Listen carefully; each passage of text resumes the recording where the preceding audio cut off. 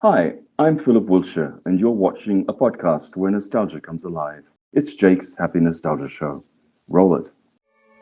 Welcome to Jake's Happy Nostalgia Show, the podcast where nostalgia comes alive. Since July of 2021, Jake and his friends have interviewed professionals in the worlds of acting, directing, writing, puppeteering, and many more. Who will they be chatting with in this week's interview? Find out in this Jake's Happy Nostalgia Show episode. Hey everyone, welcome to this episode of Jake's Happy Nostalgia Show, where nostalgia comes alive. I'm your host, Jake Deffinbaugh. I'm going to tell you stories. I'll co-host Chris Bixby and Matt Bingel. How you guys doing? We're good. Good. Hello, everybody. How you doing? How you doing, Jakey? I'm doing great as always. Matt, what do we have for today? Our guest today is a writer who has mostly been involved with children's television. She was a director on Hannah Montana and Good Luck Charlie, but since 2018, she's been a director on Sesame Street, directing a number of episodes. She's also been a director for the Not Too Late Show with Elmo, as well as the Sesame Workshop series Helpsters. Please welcome Shannon Flynn. Shannon, welcome. How you doing? Hi, I'm great. Thank you so much. Yes, a pleasure. So good to be here. Happy to have you here. Absolutely. Yeah.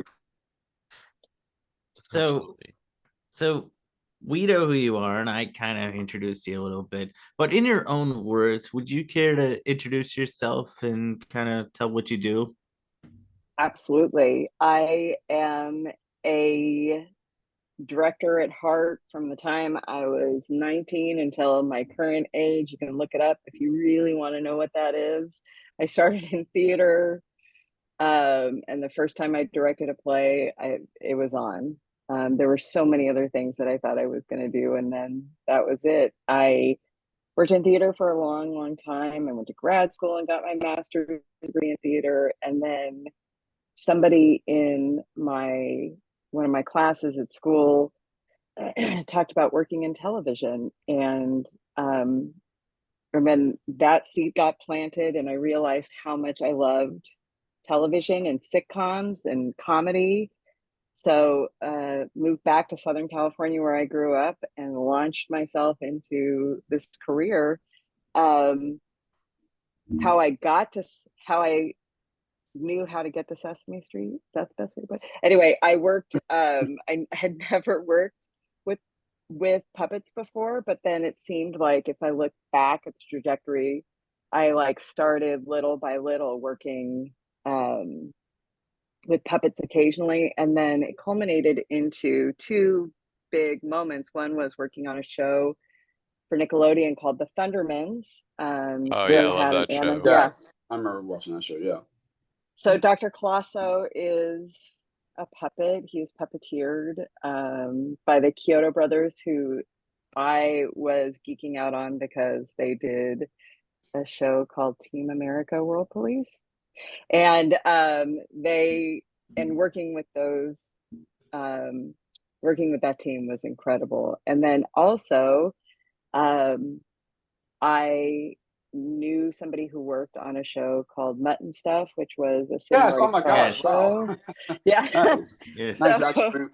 I know, amazing. So I grew up with Sid and Marty Krofft watching Land of the Lost and Sigmund and the Sea Monsters course. and a bunch of other things. Yeah. Mhm. So little did I know that, all of that would bring me to Sid and Marty Krofft, which was an kind of realized dream come true. I had no idea that that was even a possibility. So working with Sid and Marty Krofft was incredible. And then as luck would have it, because I worked with a bunch of puppeteers on that show who also work at Henson in Los Angeles and abroad, I was, recommended to Sesame Street.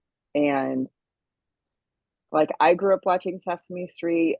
Sesame Street, if I had to put it in figured, it wasn't even on my dream list of places that I would direct. I didn't even realize that that was something that I could be considered for. So when it happened, it was for me out of the blue, but also just breathtaking, because I just couldn't even imagine. And walking on that set for the very first time was, um, I can't describe like what it's like to walk on the set of Sesame Street, because it reaches like a core part of your nostalgia in a way that you just can't even imagine. Unfortunately for me, I went out earlier than my week directing, and just because, and I'm so grateful that I did, because like seeing the stoop, seeing Hooper's store, seeing Big Bird's Nest, all of that was just like,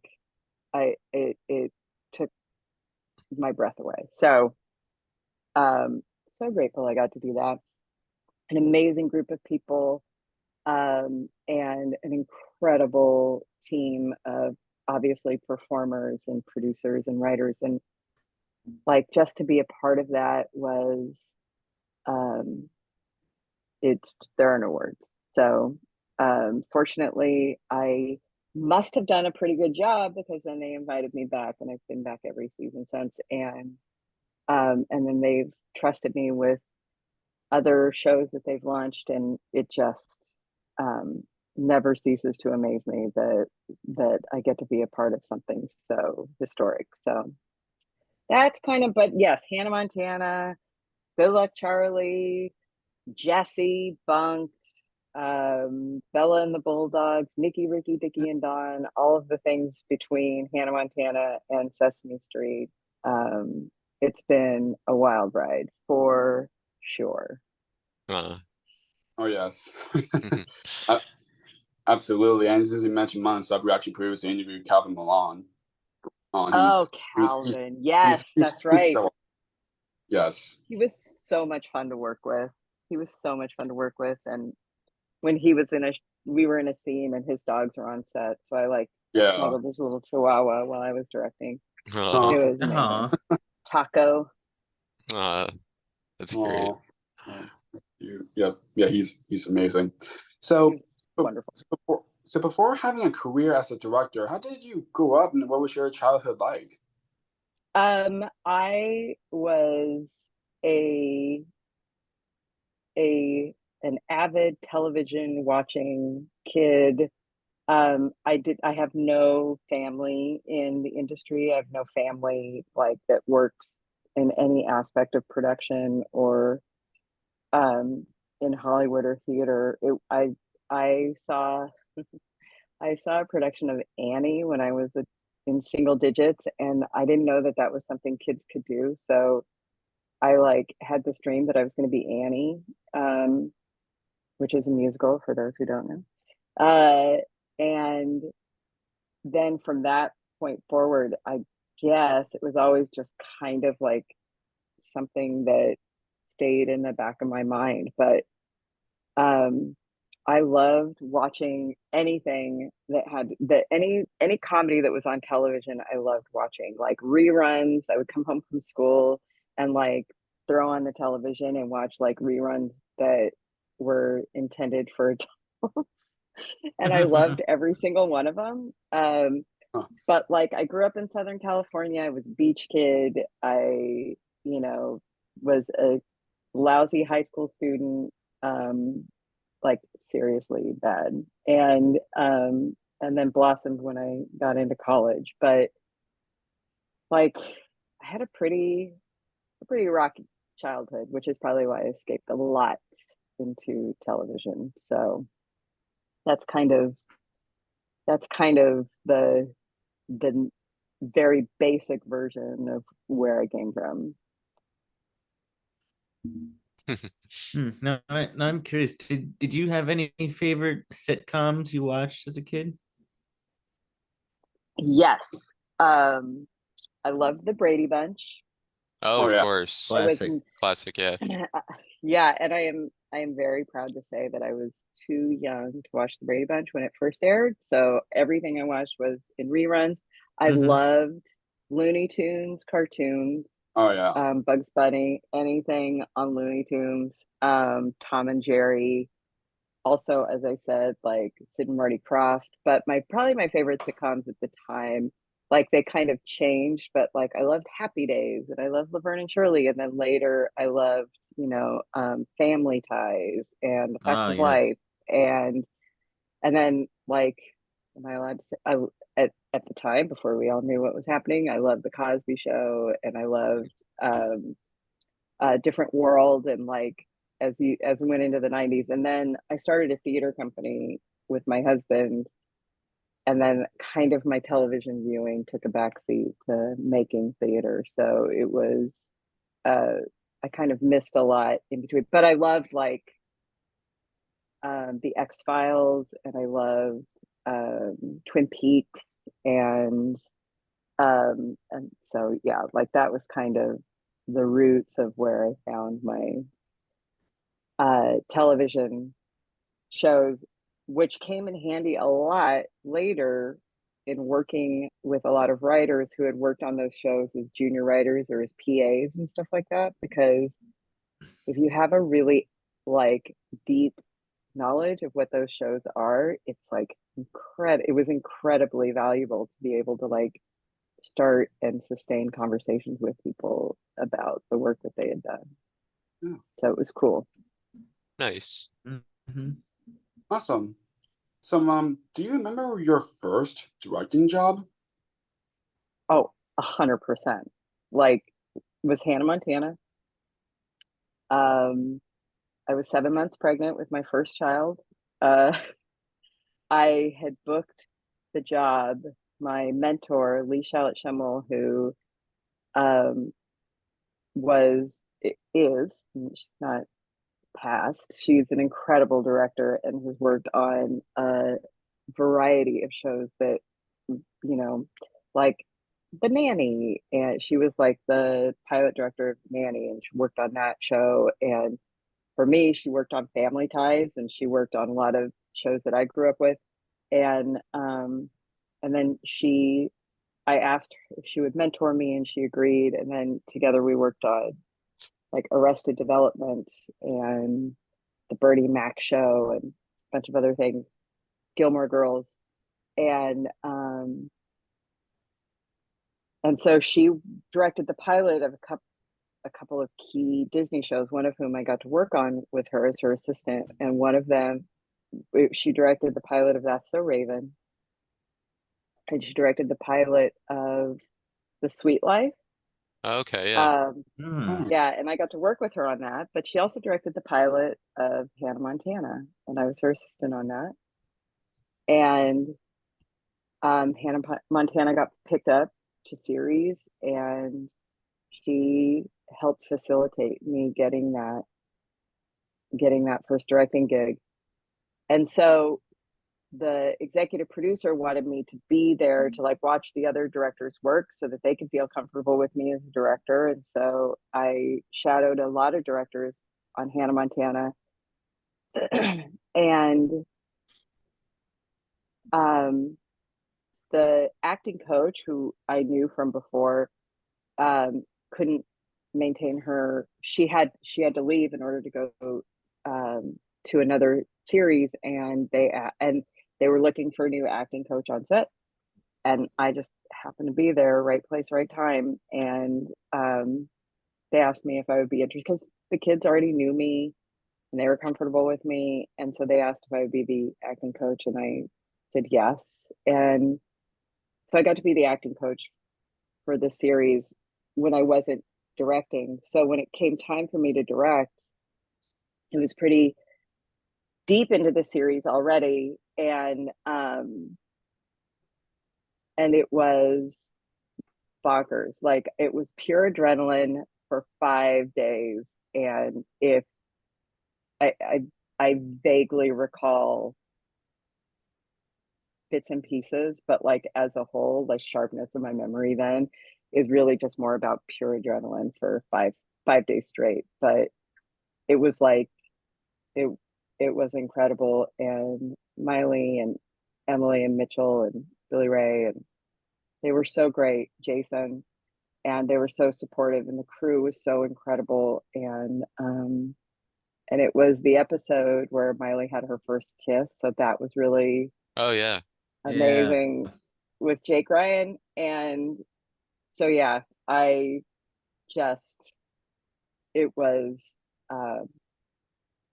amazing. It was incredible. Yeah, And yeah, Hannah Montana's a great show. I actually binge watched it on Disney Plus last year.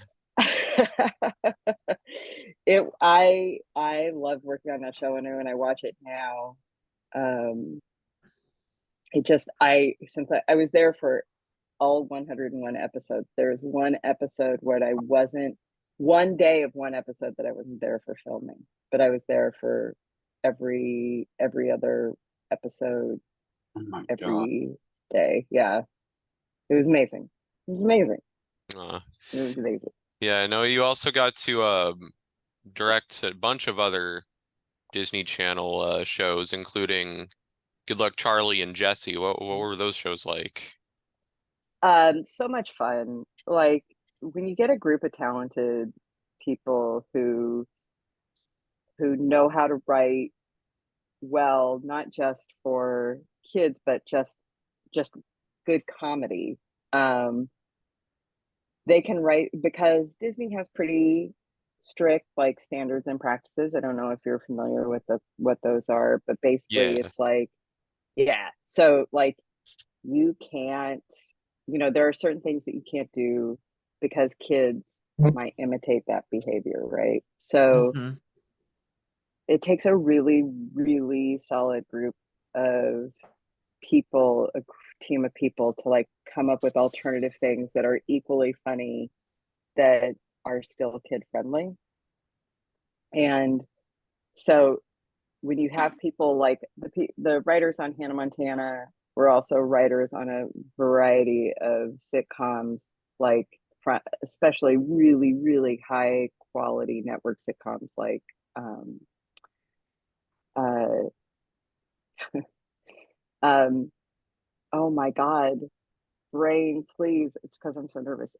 Anyway, but the creator of Jessie was a writer on Married with Children, and Murphy Brown were the writers on Hannah Montana. And like they're just like, so they know comedy really well, and they know the structure of a sitcom really well, and then being able to adapt that into a kid friendly show that still has the same kind of edge of a comedy like that, like a network show, is a real talent.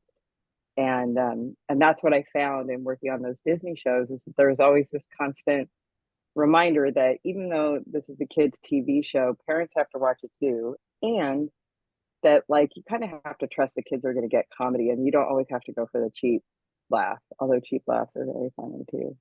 I'm a huge fan of Jackass. That may come as a shock, Oh yeah. but Mm-hmm. yeah, I'm not embarrassed to say that that's one of my faves. So like knowing that, like as a director coming into something like that and working with a group of people, it's just mine to lose, really, because it's already the structure of what we need to do is already there. Yeah, and speaking of Good Luck Charlie, we also previously interviewed Eric Allen Kramer.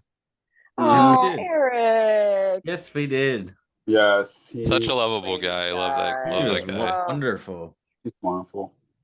so funny. He's so funny. Yeah, I adore him. He was great to work with too. definitely. Yes. Yes. And I'm kind of curious, what's it like getting to work with Miley Cyrus? She's wonderful. I like I what's surprising to me is like the fracture of a percentage of things that get reported about Miley, that like I have to remind people sometimes that if you had an aggressive group of people who wanted to capture every single moment of your life, and I mean super aggressively, like the number of times that she talked about like the photographers that would be outside of her house waiting for her to leave to go to work and stuff like that. And she's, 16, 17 years old. If that, to me, it just blows my mind that that's allowed to happen. So, and the reason I mention that is that there was a lot of reporting about Miley that was so inaccurate that like they kind of wanted to form a narrative about her that was so untrue. And I think that there's this kind of idea that kids that work at Disney Channel, which is not to say that there aren't kids that are troubled and have had like experiences that were a result of their stardom, their fame. But as a human being, Miley is probably one of the most generous, like wonderfully like egoless performers I've worked with. And it comes as no surprise to me because, you know, in a way, like she came up in country music with, you know, Dolly Parton really is her godmother, you know, and having worked with Dolly, like if that's the kind of people that surrounded her as a person growing up, like it comes as no surprise that there's a bunch of stuff that Miley does that people never talk about. And having seen it firsthand, the way she worked, I mean, the way she worked, the way she loved meeting our crew members' kids, like she met my kids, she knew all my kids when they were babies, and like there's no like division between the fact that she happens to be the superstar and the people that she worked with. And I know years later, when she sees people that she worked with on the show, she doesn't forget them, you know, and whether it's a cameraman or a person from Disney Channel that like sat on her show and stuff like that, like there's so much, she has so much love in her heart for the people, and that her generosity is like beyond, like just how she is willing to use her fame and stardom in order to like help other people is just incredible. And so I have a lot of admiration and respect for her. And you know, like watching somebody grow up in front of your eyes like that is an experience I'm unlikely to have again. So she's amazing. Definitely. Mm-hmm. So it's been a couple years now since we lost Cameron Boyce. Oh. I'm being honest, we were kind of shocked. We were very shocked, much like everybody else when we found out he passed away. Just about 4 years ago now. Yeah. I think about 4 years ago. Do you have any of your fondest memories from working with him? How much time do we have? Because I could go on for a really, really long time. I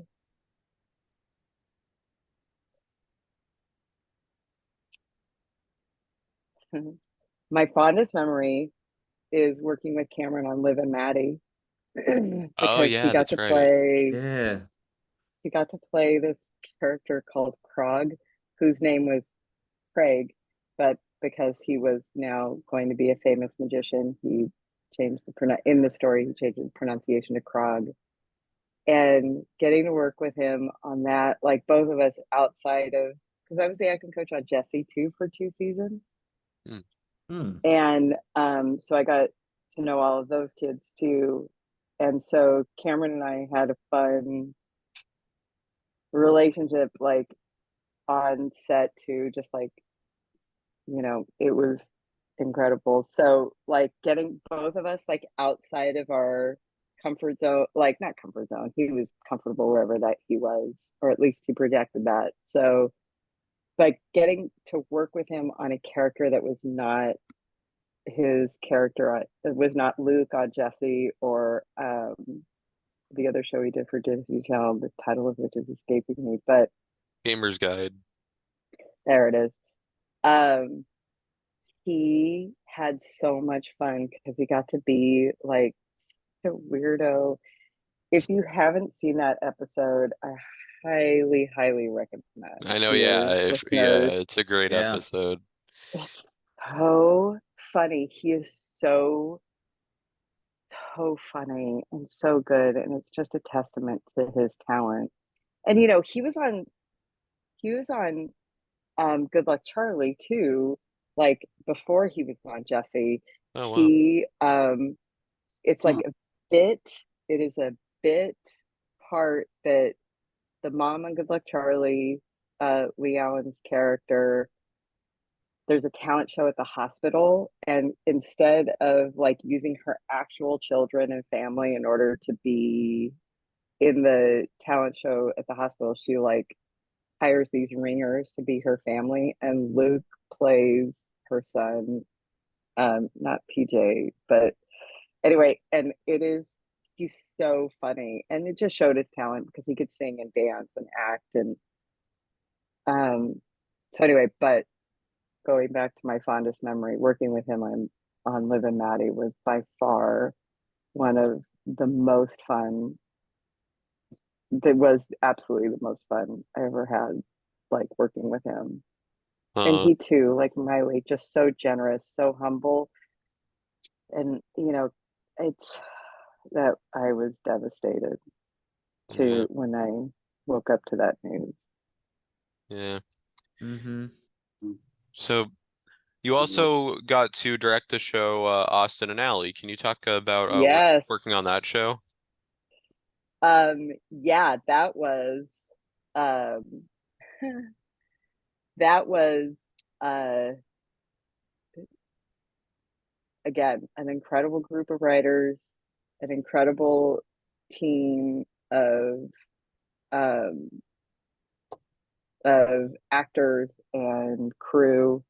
And we like, it's just the ensemble on that cast, like the four of those kids together were just like worked so well with each other, and they were so tight, and they just really like knew how to lift each other up. And like walking into that as a director, it's like makes my job so easy and so fun, and being able to like work on bits and just make the show, they just made the show stronger and funnier, and and the writers trusted them completely. And like it was just such a tight group of people. And I just and the music was great. Oh yeah. And Ross Lynch was incredible, and Laura obviously too, and Rainey and Calum, like they just like what they brought, and then how they all collaborated with each other to like lift each other up is like just a rare combination that you see in the world, because all of them knew that together they were stronger, and that like working together would make the show better. And it was great. It was, wow, so good, so good. Wonderful show. And yeah, totally, totally. And and Kevin and Heath came from like, they were the creators of the show, and they came from Nickelodeon background, working on all that, and Good Burger, and Oh yeah. like yeah, so like they knew like what was going to be funny for kids too. Like that kind of doesn't change. So moving on from Disney Channel, you direct a number of shows for Nickelodeon as well. One of the shows you directed for them was Haunted Hathaways. What was that like? Oh yeah. Um uh that was I it's like I have nothing bad to say about the shows that I've worked on, because it just seems like I've had such an array of experiences. And one of the things that I really I had, just like I talked about like my trajectory working with puppets, that happens to be a part of that trajectory, because one of the puppeteers that I've worked with a lot, Tim Lagasse, is Oh wow!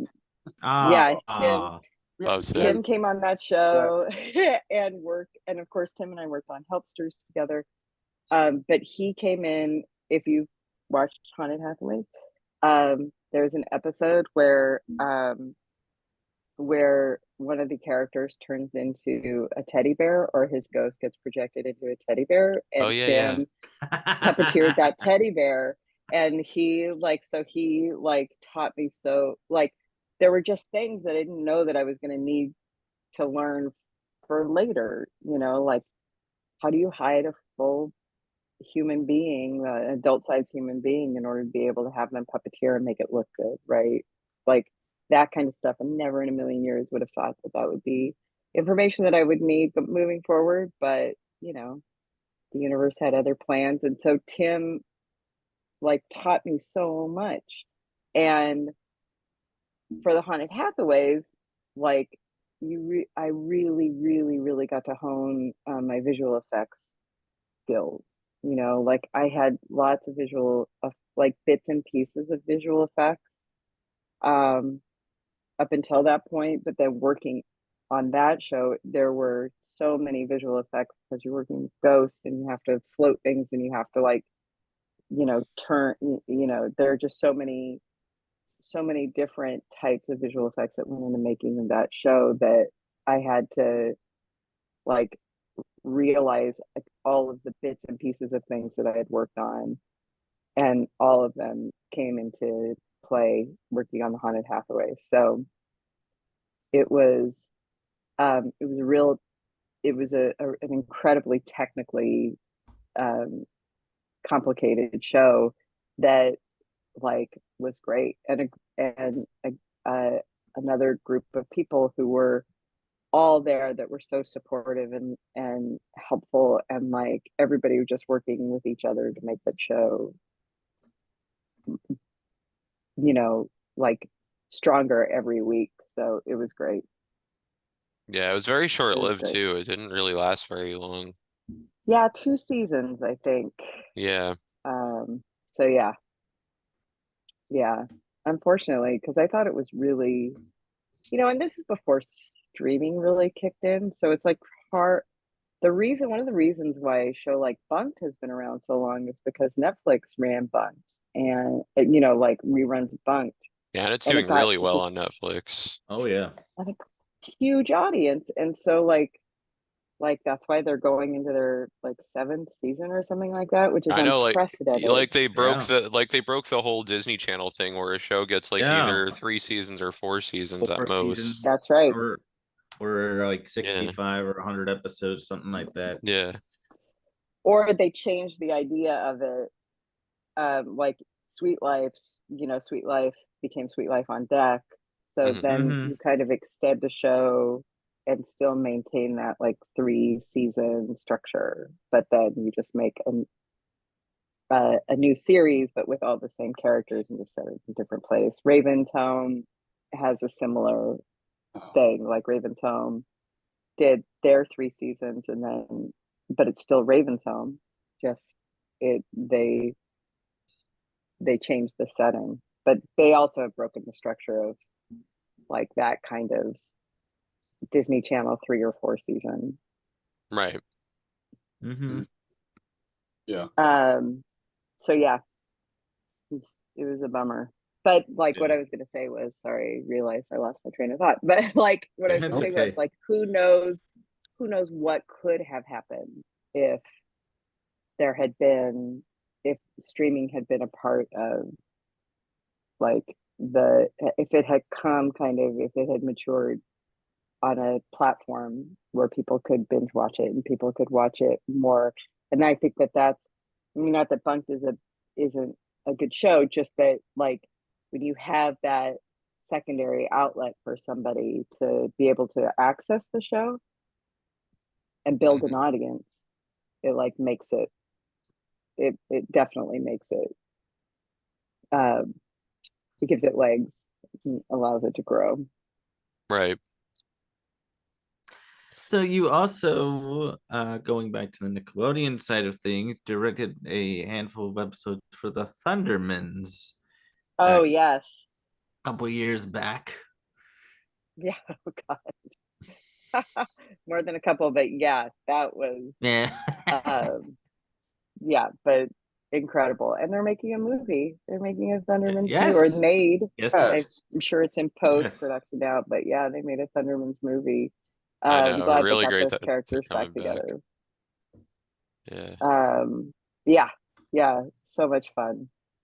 So much, and again, another visual effects heavy show that, so it's like, it's always funny to watch like how things build in a career, like, again, visual effects, puppetry, kids, comedy. There was so much fun to be had on that show. And I feel like I got some really great episodes to direct that just like still to this day, somebody took pictures on set, and almost every single picture of me, I'm just like face scrunched up in laughter, because I just like, they used to just crack me up. I know, They used to just crack me up. and Jack and Kira from that show, they've gone on to do some wonderful things too. For sure, for sure. And it's funny, Chris Tallman and I worked together again on a show that I did for a YouTube channel called Brat, and and they did a sitcom on that YouTube channel, and so I asked him to come work with me on that, and and Jason Earls, and we just like, that was fun. That was a lot of fun too. Yeah, and some other Nickelodeon shows you directed were you mentioned Nicky, Ricky, Dicky, and Don, and Bella and the Mm-hmm. Bulldogs. Can you talk a bit about Yeah. those shows? Yeah. Bella and the Bulldogs was, again, another incredibly talented group of people. Jeff Bichelle, who was the executive producer, he and I had worked together on a show called Marvin Marvin. So getting to work with him again was wonderful. And then Steve Peterman was also, for a short time, one of the executive producers on Bella and the Bulldogs, and he was an executive producer on Hannah Montana. So it was like these worlds colliding, which was great. And Buddy had been an actor on Hannah Montana, like when Jason opened a daycare. So and he was so itty bitty, and so like him on the show, it was a lot of fun. And yeah, just being a part of the beginning of something is such a privilege. And so getting to work with those kids like at the beginning of the series was just, it really,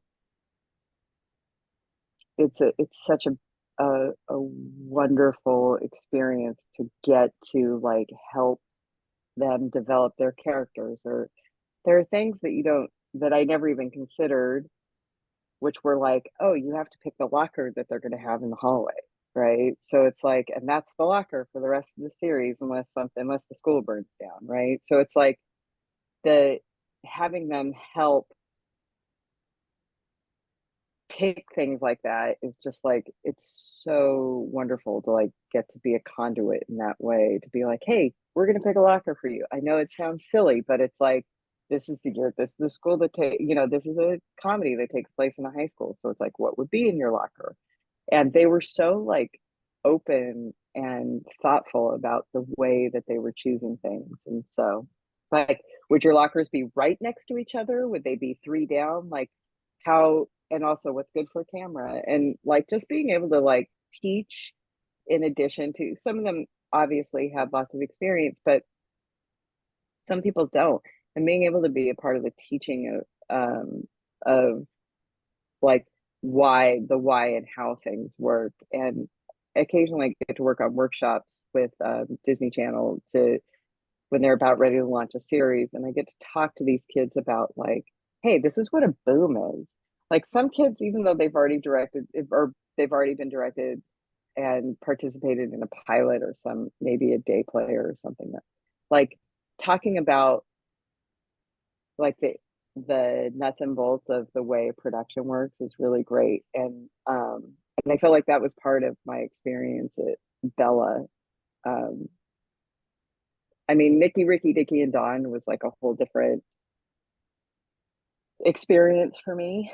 And I was teaming up again with Michael Feldman, who was the executive producer on Sunny with a Chance, and then Oh Yeah. yeah, so he and I, and then some of the writers from Hannah Montana were on. Nikki Rahita came on too, and so it's amazing, like how things just kind of circle back yeah. around because they're such good writers. They know what they're doing, and so Yeah. it's great to like be a part of a group of people like that.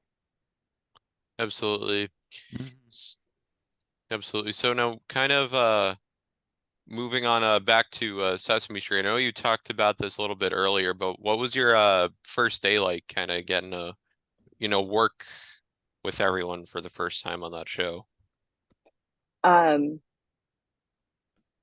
So in when I went there to kind of shadow first, there's in not to get too like into the nuts and bolts of directing on sitcoms, but like, there's a process to directing sitcoms and the way you mark your cameras and stuff like that. And so that's what I was used to. And Sesame Street, I had to learn a whole new style of like the technical side of directing. It built on what I already knew. And one of those things was because the puppeteers, as you guys probably know, like the way they watch their performances on a monitor, right, which is below frame. And if you've ever been to a taping of a live show, like a sitcom or something like that, when you're sitting in the audience, they like do a line cut of the show, meaning that like you can see it kind of edited, right? Is the best way that I can put it. And when I went to Sesame Street, like I didn't know, and it used to be that way. That's the way sitcoms used to be directed, is that the director would sit in the booth with the with the associate director, technical coordinator, and they would like switch the cameras in front of you, and you had to know like which camera you were going to cut to in order to like what your edit was in terms of your sitcom. Nowadays, like all four cameras are recording everything that you're doing, so there's always a backup, right? You can always, if the shot that you thought you were going to use didn't work, there's always something that you can use, which is great. So Sesame Street goes back to that kind of old school of directing, which is like having to have a line cut. And everybody at Sesame Street is so kind. And what for me personally, like I obviously wanted to do a really good job on Sesame Street, but also I did not have that experience, and they were okay with that. I just like knew that was something that I was going to have to learn. And I mean, one of my greatest moments was the associate director and I were chatting, and I said to her, "Hey, listen, Emily, I've never like directed this way before. I've never submitted a script that had my line cut. Like, I don't know." And so I was like, "So if I make mistakes, I apologize in advance." And she said to me, "Shannon, you've been doing this a really long time, and you can't break Sesame Street. You just can't. And we all want you to succeed. So, like, please don't worry about it. We're all just here to help you." And it's kind of the antithesis of what one expects to hear in Hollywood, where we hear a lot about like how things are cutthroat and everybody's out to get each other. And at least that's what's portrayed in Hollywood movies, right? So, like, I wasn't expecting anything less, but like to have somebody express that out loud was so, is just like a kind of distillation of what it's like to work on Sesame Street. So walking on that set for the first time as a director, not just like when I had gone in before to just kind of watch how things worked, I just felt like everybody there was so willing to help, and everybody was there to like move toward, like, I had experienced in other ways, but for some reason at Sesame Street, I guess because of the iconic nature of Sesame Street, like just having everybody there, like being so helpful and helping me to understand, like, for example, Ryan Dillon, who plays Elmo. We also producer Chad as well. He's so great. You guys have got, I mean, I did a research, but it's like I forget that you've had just about everybody. So like all the people It feels that I know, like you it. know, Yeah. It feels, I know. it really But then- feels but like wait, we've had everybody from Sesame. I don't. Sometimes even most of the time that when the previous guests like mentioning someone's name, like, oh, we previously got that person. Yeah. Oh. Yeah. Yeah, well, I can't even remember exactly how many current puppeteers we've had. That maybe like 10 or 12 at least. that's Currently, pretty much Yeah. the puppeteering staff of Sesame Street. Then, but Pretty Ryan much. said to me, because there was a shot that I had, and you know, there are just certain like little things on Sesame Street that like, if unless you are familiar with Sesame Street, like, or the intricacies of Sesame Street, there's no, like, you can't, there's just certain things that you can't know. Like, for example, Ryan, when it was an episode that took place in the grocery store, and the character of Elmo was coming up to like the deli counter and asking for, because they were all supposed to find foods that began with a certain letter, the letter C, and Cookie Monster of course had to get a cookie, but Of he course he did. Of course he did. So Ryan went to Ryan, Elmo went to the counter in order to get coleslaw, which Elmo detests. And so it was really funny bit, but I was like, the character, he had to come up to the counter, and like the counter, you could only see Elmo's eyes. And I said to Ryan, hey Ryan, can you like come up a little higher so that we can see Elmo's face? And he was like, well, I can cheat it just a little bit, but like you have to remember that Elmo's only 3, and so his height in relationship into the world is only so high. And I was like, oh my god, of course. Like, and it ended up being super cute, like that you can only see Elmo's eyes while he's talking. Mhm. And but like those are the kinds of things that everybody is so kind about. You know, there's just a kindness when you're new there, and even when you're not new there anymore. Like even now, still there's a kind, like an episode I had to do recently where Matt Vogel was just like, Shannon, what do you want to see? Because I want to help you. I want to help you get there. Like I want to help you see your vision. I don't want you to have to adapt your vision to what is easiest. Like, let's work together.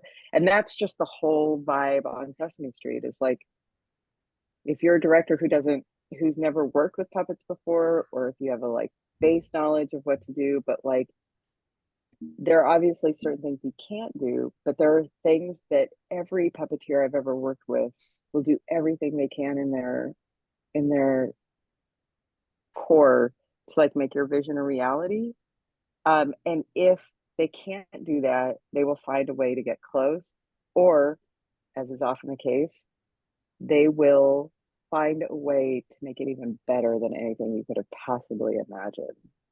And that, so like my first time directing on Sesame Street, that was my experience, was a kindness that I'd never felt before, in a way that everybody just was invested in your success. And I just cannot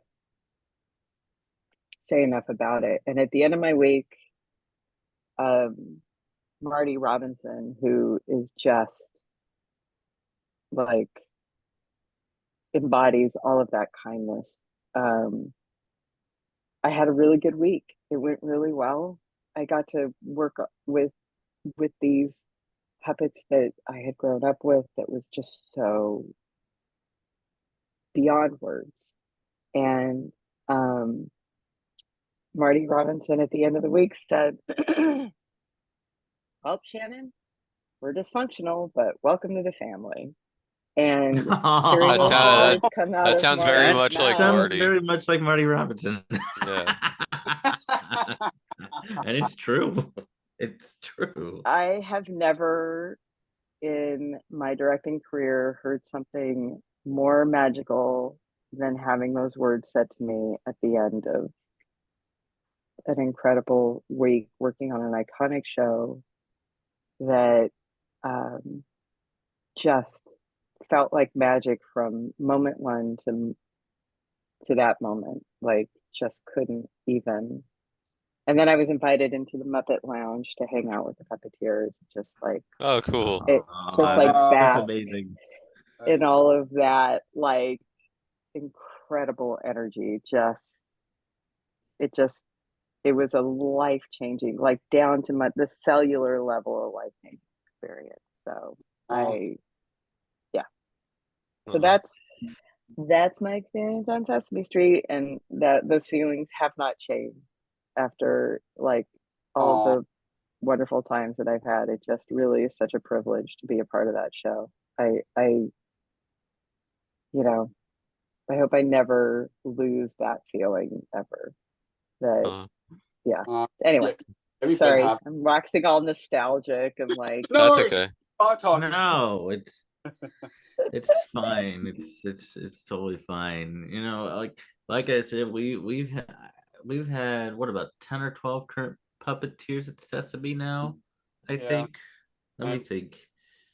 Carmen, Leslie, Ryan, Marty Robinson, that's 4. 2 new ones, Sebastiano Ricci and Brandon Smith. Pam. Yes, Pam. Pam Arcero. Pam. Stephanie. Stephanie, yes, yep, we've had on Stephanie. Stephanie. Okay. We've had Stephanie and her husband. Jen Bernhardt. Jen Barnhart. John Kennedy. Mr. Kennedy. Mr. Kennedy. Bradley Freeman Jr., Chris Thomas Hayes. That's more than I thought. Yeah, so we've had a lot of wonderful people on. We have had it almost makes us feel like we're part of the Sesame family. Marty, can you come here? Literally. Huh? Yeah. Oh boy. Huh? Speaking of Marty, there's another Marty. Hi. Oh. Hi. Hi, Marty. Hi. From being a puppeteer. Hello, folks. I'm not usually here during these non-puppet interviews. I know. It feels weird. Feels weird. How are you, Shannon? I'm good, Marty. It's so nice to meet you. Nice How to meet you unexpected. too. I know. It's unexpected for me too. Yeah. So this little guy I've had over 3 years. Yeah. And it almost makes me feel like I'm a part of the Sesame family too. Nice. Because he just had a birthday like last month, May 27th. Yeah. Yes. And happy birthday. Thank you. And we reached out to some of the Sesame folks to have them wish Marty happy birthday. Who all? Wes, Tabir, G Young. Oh, Kathleen Kim. We forgot about her. Yes. Yeah. I mean, of course we've got her. Of course we forgot about Kathleen Kim. Sorry, Kathleen. Sorry, so many people. It is a lot of people. Rosita did too, and Abby Kadabi did as well. Oh, of course. It was with all those, even though we haven't visited the set yet. I know. It honestly makes us feel like we're like we're kind of not, because we don't work there, but it also kind of makes us feel like we're part of the Sesame family. Do you have a question for her? Indeed, I do. Actually, I'm kind of curious. As a director on Sesame Street, what are some of the challenges and rewards of working with these Muppets? I know you brought up the grocery episode earlier, but what are some of the challenges and rewards of working with these amazing puppets and humans too? Yeah, and the humans as well. I think the challenge and the reward go hand in hand, right? Because the biggest challenges that you can face are usually the most rewarding when you can pull them off, right? Mhm. So when you have an episode that requires like some really complicated puppeteering, and that my like whatever I'm envisioning can be met by the puppeteering, those are usually the biggest payoffs. My dream is to do a shot, like there's an episode from many years ago, probably almost, well over 40 years ago, where Diana Ross was singing, and it's a one shot, right? It's a single shot that she starts over by Big Bird's nest and walks, and she's singing a song, and she hooks up with Big Bird, and it's like it's a one shot. It's one shot of her walking from that, and the puppeteer. I just know that like what is required for something like that to happen is, in order for all of those elements to go well, it is like so intricate, and between the puppeteers and the camera team and all of the human actors that are involved, and also somebody that is like Diana Ross, being able to pull all of that off and what is required, that is my dream, is to be able to the challenge and reward of something like that would be incredible. So that's what I would say. And on Helpsters, I did a shot like that was amazing and so fun, but like similarly on Sesame Street, without a team of people with so much experience, it wouldn't happen. But like when you have like a group of people that just know that they too are trying to like fulfill the mission of what Sesame Street is, but still at the same time like know that there is an art and a craft into making Sesame Street, like, and being able to honor that, it can like is a huge reward. But like being able to do something like when you have Big Bird and like Abby Cadabby in the same shot together is like so hard because Right, because Big Bird's so Big big and Bird's Abby Cadabby is so so 8 tall. small. feet Yeah, tall. so Yeah. tall. So like those kinds of things are always fun when you can pull them off. Mhm. And the puppeteers are always, as you guys know, like steeped in the tradition of what Jim Henson and Frank Oz, what they established, not just in terms of the puppeteering, but the comedy, like wanting to know that there is a lot that can be learned through comedy, and like just on a practical level, like for kids, like that the comedy of Sesame Street helps to convey whatever the lesson is that needs to be learned. So but yeah, those are I try, it was like racking my brain trying to think of something specific, but you guys know, like the puppeteering of something can be so difficult, and like Mm, but Mhm. the reward is making it look seamless and so easy. right. Hmm. So Yeah, Definitely. absolutely. does that answer your question, Marty? Yes, it does. Yes, it does. Mhm. Yes, indeed. Indeed. So I'm kind of curious, who are some of your favorite Sesame Muppets to direct? um I do not have a favorite because I can't play favorites. I'm also a mom, so that would be like saying I have a favorite child. Mm-hmm. Yeah. I don't. As a kid, I can tell you that my favorites were Count Von Count and Mr. Snuffleupagus was my. Oh. So it came as no surprise to me, having worked with Marty, and because like that he is the human Mr. Snuffleupagus. Like he is the human form of Mr. Snuffleupagus. I know, and he's been there a while now. I think he's I think long right now time. he's the longest I think so. He puppeteer, started working or one of 81. them. 81. Pam Yeah, I too, think. maybe. Yeah, Pam, maybe. Yeah, Pam's up there. yeah.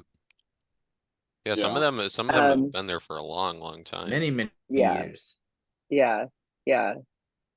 I mean, if you watch the documentary, which I'm sure you all have, Street Gang. Yes. Street Gang, yes. Yes. You can see a very young Marty Robinson with hair, dark hair, and a full head of hair. I don't think Marty would be upset with me for saying that. And yeah, but you know, like when I realized that he was Mr. Snuffleupagus, I was like, of course he is. And I just happened to be on that week when I was there shadowing the director. That was a Mr. Snuffleupagus episode, and it was like inspired. So, and also you have to like even the camera guys on Sesame Street. So one cameraman, Pat, who's no longer with us, you know, and was just a delight. But like, it's one of those moments where like the outside, like somebody's the way some, if you were to judge somebody based on your first appearance, you like their appearance, you would be like, oh, that's a guy who like shoots football games, not Sesame Street, right? Like the way he dressed or the way he presented himself.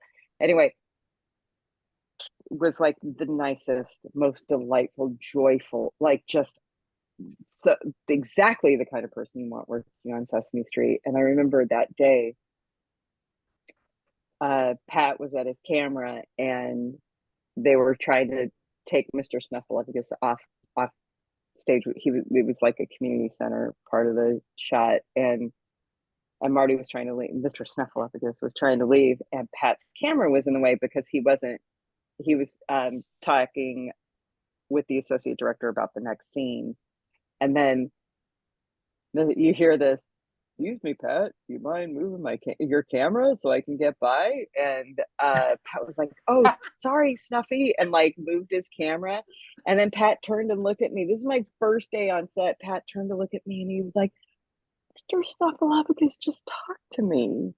And I was like, but there is such still a magic and a joy in those characters and a delight at being there that like the person that I would have expected to be like, yeah, whatever, puppet, like, no, there's none of that. Like there's still magic in the people that see it like every single day. And it is really something magical to be a part of, as I'm sure you know. Yes, of course. Similarly, we had, as we mentioned, Carmen Osbart earlier, who's been Rosita for over 30 years. And when we had her on, love Carmen. So do we. She's so sweet. She did Rosita's voice, and I'm not gonna lie, I'm gonna be blunt. I got really emotional because as a little monster, I grew up watching Rosita on Sesame. Yes. In fact, we all did. She's my personal favorite, and we had a full-on conversation with her. Like she taught us, what did she teach us again? Me gustan las enchiladas. That's what she taught us some Spanish words. Which was really cool. You know, really it's like there was a full-on conversation with Rosita herself, even though she wasn't there physically, you know, legally. Of course, all that, of course. But it just felt so real. You know, like it was one of my favorite episodes, one of my favorite moments we've ever had on this show. Yeah, absolutely. Nice. Definitely. So Now, you mentioned earlier you also got to direct the Sesame spin-off, the Not Too Late Show with Elmo. Can you kind of Yeah. talk about that, because obviously, you work on Sesame Street itself, and now you're directing this, kind of talk show Yeah. kind of thing. What was that like? My favorite moment was John Oliver. Oh yeah, Um, yeah. Oh yeah. John Oliver riffing with Cookie Monster and Elmo when Elmo was interviewing John Oliver, and John Oliver is so incredibly fun and was so there to play, and just it was great. It was just, and then they did a running, like they had a slow motion running race, and again, just so like was so fun. And what's great is when you have an actor who, and there isn't an actor that I've worked with on Sesame Street that hasn't been there to play. So John just like doing his slow mo run and like losing Elmo one, and like his just it was hands down just like one of those highlight moments that I cannot even like tell you. So like doing it and I'm sad that the show's not around anymore, because I feel like it was such a great like alternative to Sesame Street that allowed us to play in a different way. I mean, and so it was great. And then the game edition added a whole new layer and element to it that was, a whole different vibe from the talk show part. So it was cool. It was cool to adjust for sure. Definitely. Absolutely. I honestly feel like every celebrity at Sesame is there to play, to be honest. Yeah, and There's a lot of one them of are a lot of them are pretty. I've heard stories about. Yeah, I've heard a bunch of celebrity stories from other people we've interviewed, and a lot of the celebrities they say, are just as starstruck as they are. I was just about to say that, like, Yeah, two things will happen when you visit the set of Sesame Street. One, you get emotional. Two, you play. There you go. Yes, yeah, pretty Yeah, much. Pretty much. that's true. 100%. definitely. Yeah, 100% true. yeah, Not. Oh yeah. absolutely. Yeah. Great spinoff. Yeah, yeah. Oh yeah, it's fantastic. Absolutely fantastic. Enjoyed watching it. Great. So another puppetry project you directed was the Apple TV Plus series Helpsters, which also Yep. featured a lot of the Sesame puppeteers. We mentioned Stephanie DeBruzzo and a bunch of others. Oh My yeah. love. How does how did the Sesame puppeteers' expertise contribute to the success of Helpsters? Because you've worked with them on Sesame, and now you're working on with them with another project. Um, the and it was a different way of, like, first and second season of Helpsters, or I should say, like, they broke the seasons up. Like, we shot what would be considered season one, but then season one was broken into two parts, right? And then we shot season two, which was again broken into two parts. So when I refer to season one and season two, we'll just know that, like, the first round of episodes is season one, the second round is season two, with the pandemic in between. Mm-hmm. And season one, we shot, it's a hybrid show. So we have like shooting in studio, like we would Sesame Street, with three cameras and a line cut and stuff like that. And so that experience for them was incredibly helpful, right? Like having that experience with me, for me, I should say, was like, it's great because it makes the process, starting a new show is always really hard, right? You don't know what you don't know what's going to work or what's not going to work. There's a lot of adjustments that need to be made like on the fly in the beginnings of putting a show together. So having a group of people who A, have already worked together, and B, who already have the technical experience, obviously, there is a hurdle that you don't need to jump over. It's like there's an establishment there already. Now, we also had new people that had not worked. Ingrid Hansen, who is an incredible puppeteer who was playing Hart, was new to this kind of group of people, but they all like were so wonderful and were so like such a tight group of puppeteers already that when I got there, which was I think episode 6, it was like they already had an incredible working relationship with each other. So that being said, like there are adjustments that need to be made in the writing of the show that happens like on the fly, and things that having to make adjustments. And when you have a seasoned group of people who are working together, it just makes life so much easier. And so that was, made my job infinitely more manageable. And season Absolutely. 2, we changed the way we shot slightly, which was rather than shooting 3 camera in studio like we do on Sesame Street, and then because we also went out on location, right? And so we shot we shot what is called single camera second season, which made things go a lot faster. But what was amazing and wonderful, there was just such a great group of people,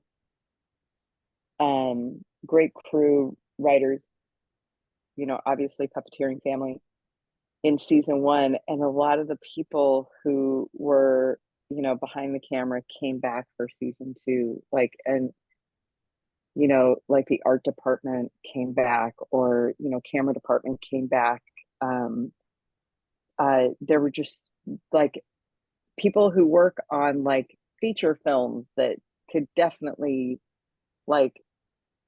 most definitely make, I don't, because it shows it's not always about the money, but who could definitely be making more money, came back to work on this show because we all loved working on that show so much that coming back for season 2, even after 3 years apart from each other, was like no time had passed. And when you have that kind of group, it just is so wonderful. So the puppeteer, and also everybody knows. So it was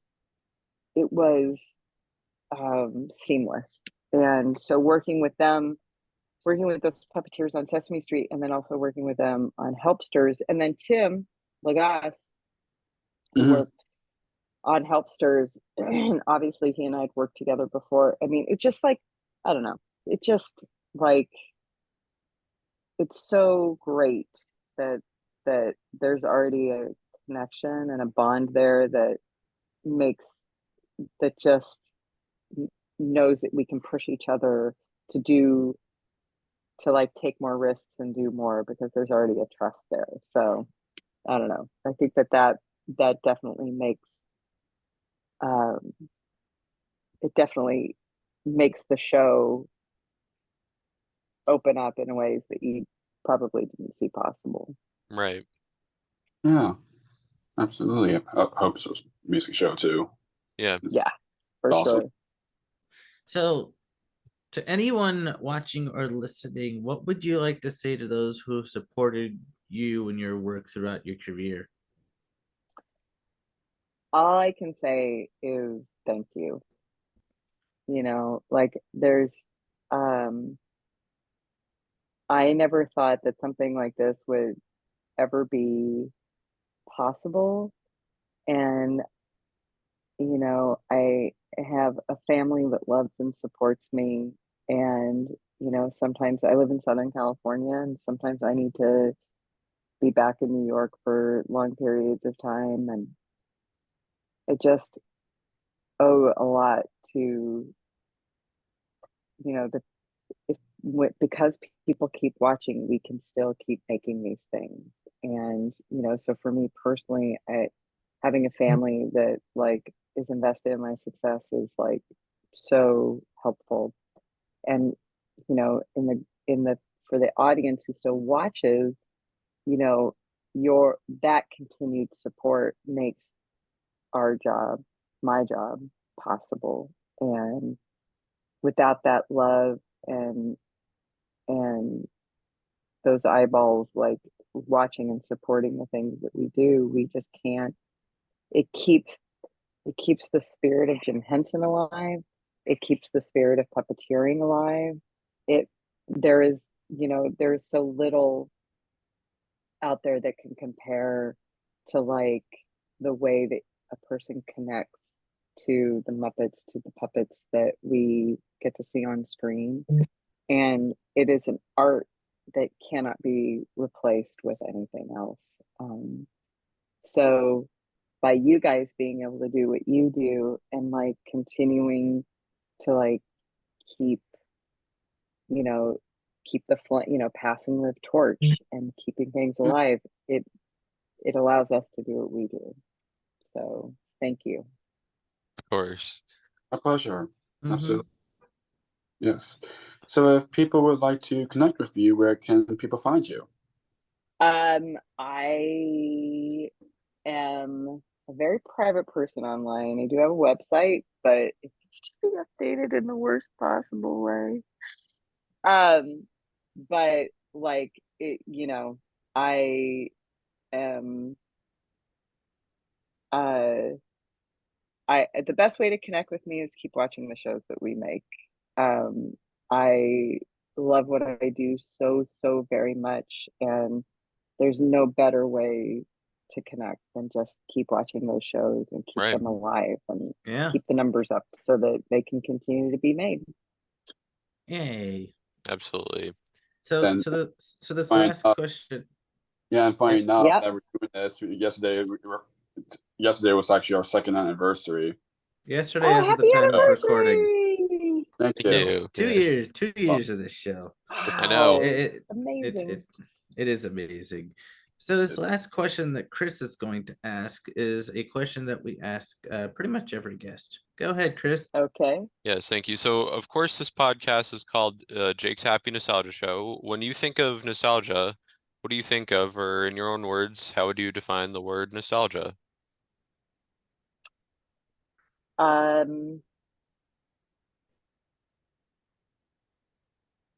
It is okay. Just as a specific example, nostalgia for me is something that speaks to the core of your like memory in your heart. And it is, if I think of the movie like Inside Out, when those core memories get put, those little core memories come. I I I think about when you see something that speaks to a core memory like that. And for me specifically, it was like walking on the set of Sesame Street for the very, very first time. That to me is a memory that speaks to nostalgia for me personally. And the nostalgia is something that evokes a really